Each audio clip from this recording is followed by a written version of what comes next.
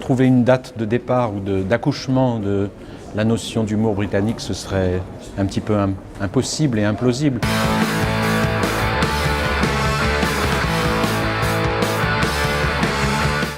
Quand vous vous interrogez sur qu'est-ce que c'est que l'humour britannique, il faut peut-être davantage interroger le second terme que le premier, parce que les ressorts du comique, que ce soit chez les Marx Brothers, que ce soit chez Louis de Funès, on retrouve les mêmes.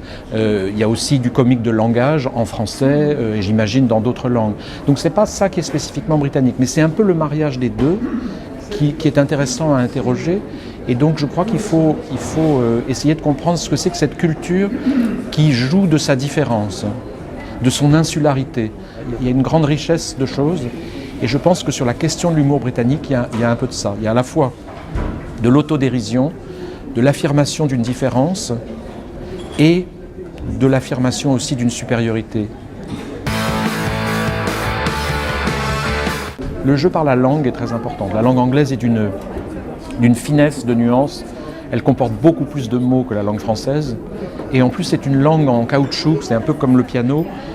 À partir d'un truc de base, on peut faire plein de choses avec. Et c'est une langue très élastique. Donc elle s'adapte à une situation de tension, de crise. Et hop, quelques expressions originalement balancées vont créer ce que je vous disais tout à l'heure, the wit, hein, c'est ce mot d'esprit, ce trait d'esprit qui est différent de celui de Molière, qui est très intellectuel. Là, c'est plus instinctif, mais c'est parfois d'une cruauté.